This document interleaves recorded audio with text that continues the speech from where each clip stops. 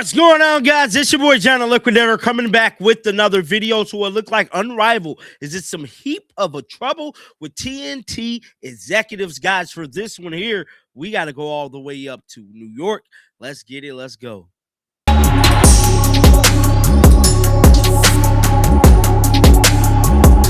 Oh, it was only a matter of time, dog. It was only a matter of time before the big dog started speaking. Now, I told y'all last year that Unrivaled was on a needle and a thread contract because that means that they kind of on borrowed time. If this thing don't work, guess what they're going to do? They're going to ball it up and can it. And that's exactly possibly what's about to go down with Unrivaled, bro. I haven't watched any of it. I'm going to keep it 100 with you. I ain't going to get on here and lie. And I know many of you guys probably have not watched it either, but it's quite funny hearing all of the bad stories coming out about the show. Then people had the nerve to get mad that Caitlin Clark didn't do it. Caitlin Clark didn't want to associate herself with this buffoonery, with this dumpster fire. Y'all really think Caitlin Clark wanted to be a part of that? Her brand is too big and too special to be a part of this damn circus. It's bad enough she got to play in the WNBA, Ribley's, and I'm here to tell you, she definitely didn't want to take on this goddamn me circus. Now, with that being said, we got to talk about this. And what we got to talk about is this whole Unrivaled situation, because I'm here to tell you right now, it is not looking good, bruh.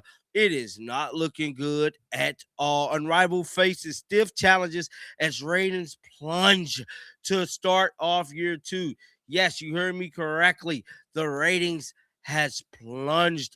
And we got another story after this one, how they lied too. The ratings could be worse than what they actually is. It goes on to say, in its inaugural season, Unrivaled was a spectacle. Who wrote this? Andy Constable. Andy, I wouldn't even use big words like a spectacle. It wasn't that damn big last year. It wasn't that big, Andy. Now you lying a little bit, bro. Now it's drawn a sold-out crowd of 870 people hungry for basketball to watch during the WNBA all season. Guys, think about that. 870 people. We're talking about an arena filling up 870 people, bro. The new format was intriguing, and the salaries and player accommodation that rival the WNBA calls for fan celebration in year two. The sparkle has worn off. The sparkle worn off when it started, because I'm telling you right now, if the ratings was good, right? Well, I shouldn't say the ratings. If the product was good, people would have watched it. See, last year was a trial run. You feel me? So that means people really ain't want to look at it like that because they didn't like last year's product. And quite frankly, when Caitlin Clark didn't do it, which I don't think she should have, but whatever. But I'm here to tell you, dog, they didn't like Unrivaled last year, just like I didn't like it. Just like, a lot of people ain't looking at it, but it's quite funny reading these articles now. Now, it goes on to say, bruh, the fans is around 850 to 1,000, and the seats were empty, bruh.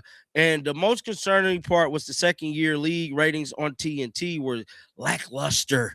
Unrivaled opened its slate on January 5th, which kicked off with the Monday afternoon game, which was stupid as hell. And that averaged around 175,000 viewers in the two games that aired both on TNT and True TV. The True TV exclusive games on January 5th averaged 32,000 viewers. Games on January 9th averaged 139,000 viewers across TNT and True TV. Now, the four games that aired on January 10th and January 11th only averaged 71,000, but it get worse as we go. Now, all the Unrivaled games also air on HBO Max, which is not measured by the Nelson. Ain't nobody watching that shit on HBO Max.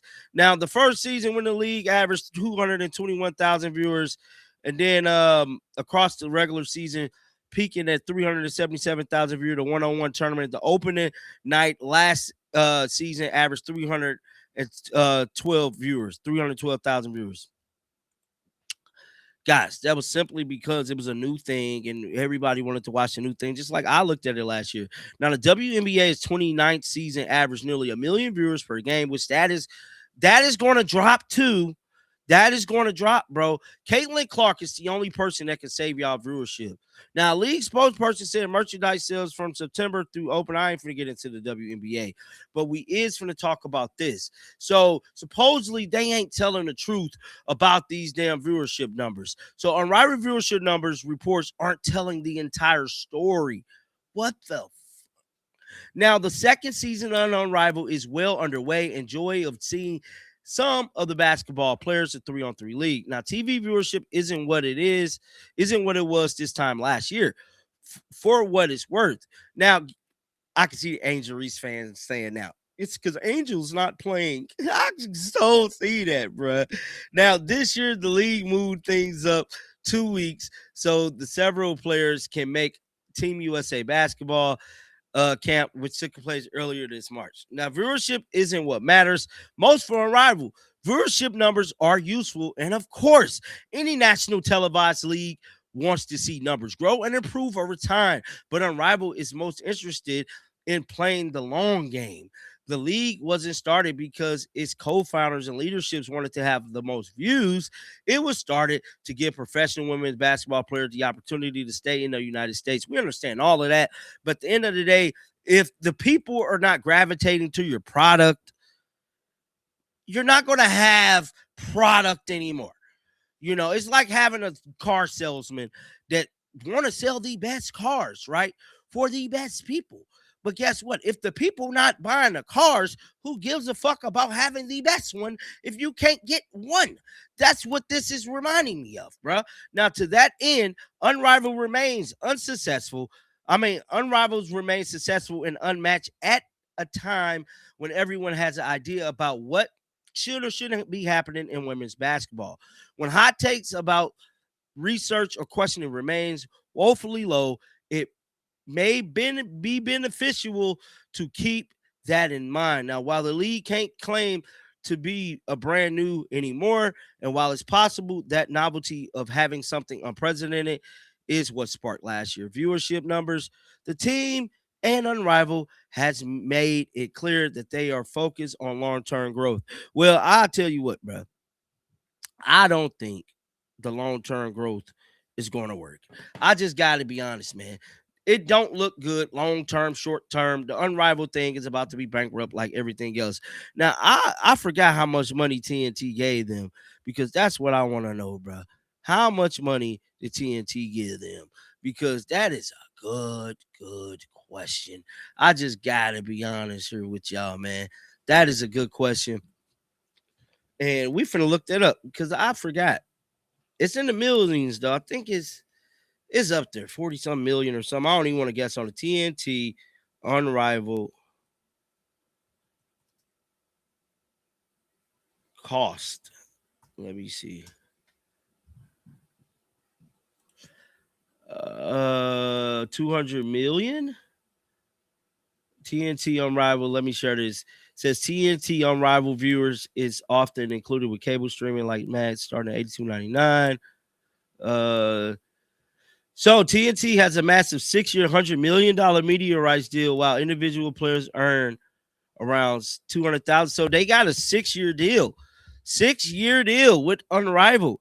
Now my thing is, if it's 6 years, can they pull out on that 6? They probably will let it go. Let me see here. More details on Unrivaled $100 million media right deal.